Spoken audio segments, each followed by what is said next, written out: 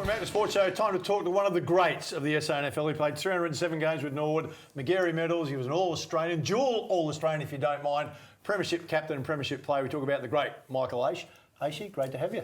Happy to be here. Mate, let's talk about it. The Michael Aish Academy. Well done. Football Academy, yeah. It's been in the wind for probably 2 years. COVID didn't help. You know, put a bit of a kyber on it. But we've just, well, in fact, it would have been probably 10 years ago. I actually just looked at the skills of young kids coming through the system now, and I thought, man, I was outside kicking a footy 24/7. These days they've got a little bit, distracted in television, computers, and doing all that. So we just thought, look, let's do something here, and we finally really launched it pretty well yesterday. Oh, we're on top of it. Hey, what's the age group? The initial academy is under 14s, 14, 15s, and it's called the Elite Academy. So what we did the research from the SANFL clubs and the affiliated clubs over the last 2 years and got the top 45 players. And then we decided let's select 24 out of that. So we sent invitations out and we filled the 24 within a couple of weeks. And so we will start with that. And then early in 2022, we're looking to start a junior academy and a developing academy. And pretty well, we want to go down about eight years and up. And it'll vary, obviously, with age and what we do in those. Yep. But we've had a lot of interest, and we just need to get this first one on track, get it moving, doing it well, and then we'll incorporate the others.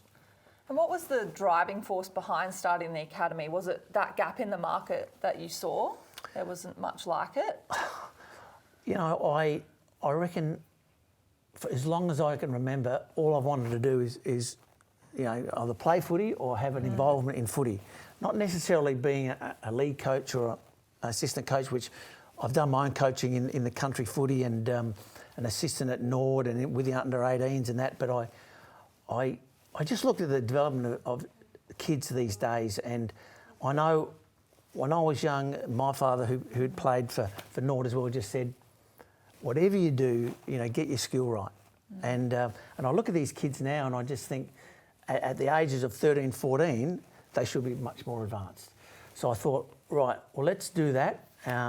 Let's nail that down. That's my real passion, is actually not just to actually make them better footballers, but actually invest into them as young men.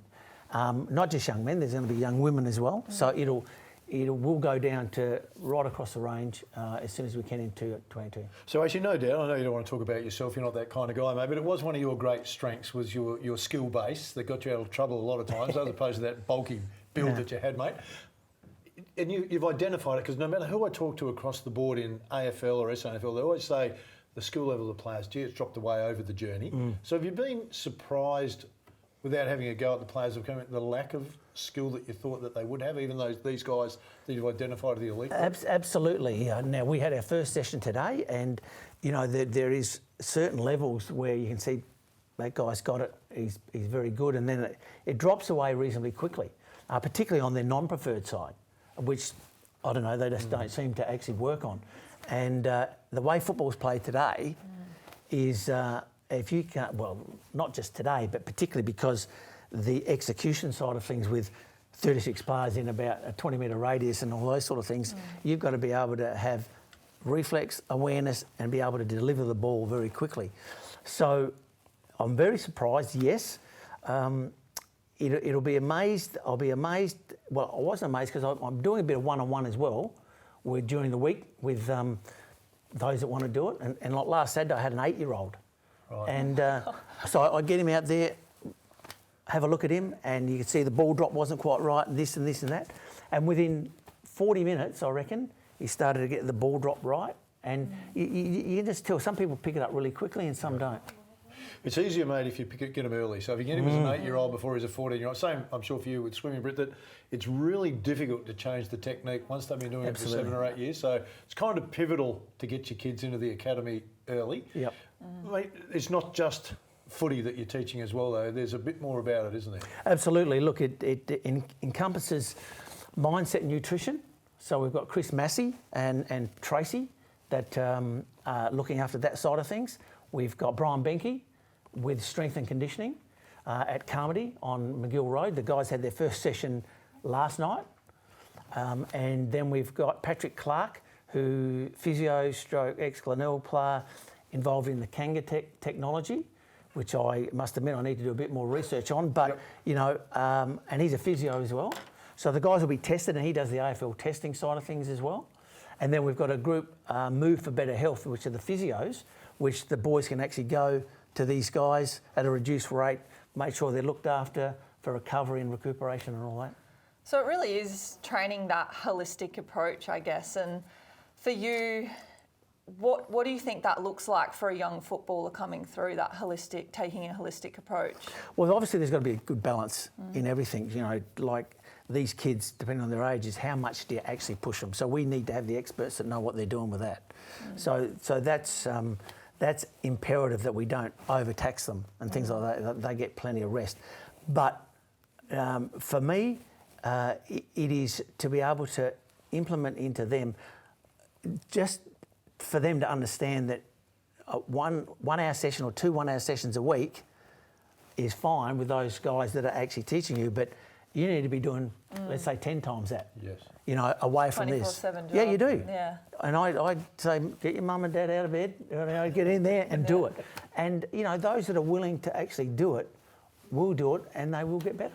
You know, mate, the ambition to play your best, which you've done too, it's a hard sell when you talk to a lot of kids because social media plays a big part in their life now, and they're looking for the shortcut, not the hardest road. Have you found it interesting to go, exactly what you've said, you need to focus on this, you need to commit to it. Coming here twice a week, it'll help you a little bit, but it's not going to get you to AFL or the best in the SANFL. Yeah, well, I'm fascinated by the quotes of yesteryear, of these greats. And Vince Lombardi, which you'll probably remember his name, head coach of the Green Bay Packers, his quote to his players many years ago was, "Gentlemen, today we are relentlessly going to chase perfection, knowing full well we won't catch it, because nothing is perfect. But we are relentlessly going to chase it because in the process we'll catch excellence. I'm not interested in just being good." Now, if you actually have that mindset, okay, I'm going to try to achieve excellence, and all the time, you will no doubt become good very, very quickly. Men and women in your program, you touched on that. Is there a split in it yet, or it's still early days? No, only early days.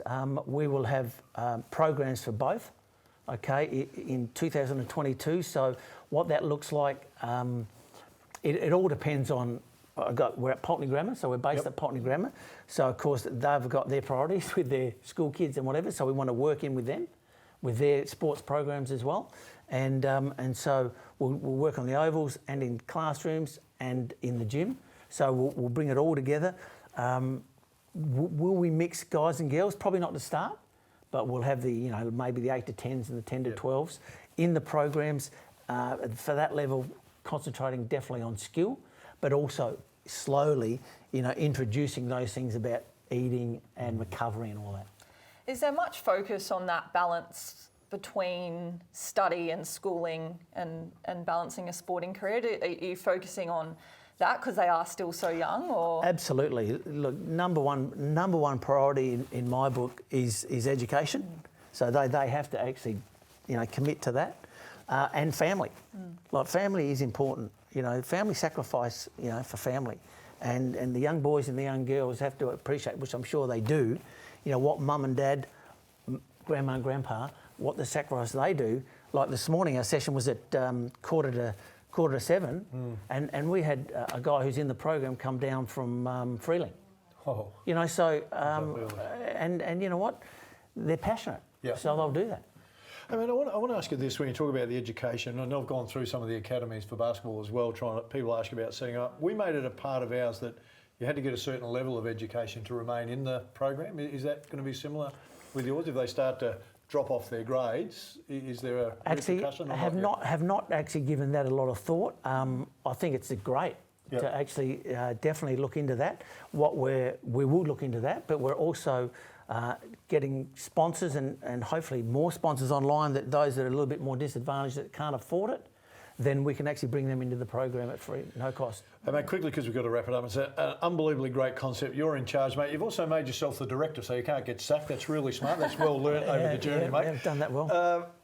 If they want to get involved, if kids are watching the show right now, or parents or grandparents are watching, they want to get involved in the Michael Aish Football Academy, what do they do? Pretty well, just at this stage, just type into their URL, Aish Academy. Yep. Okay. Not into Google, into the URL, Aish Academy. They'll get all the information there. They can send an email off and then we can respond. All right. If you've got a son or a daughter that wants to play footy, I strongly recommend you get involved with the Michael Aish Footy Academy. Your kid will come out a hell of a lot better for us. Stay with us.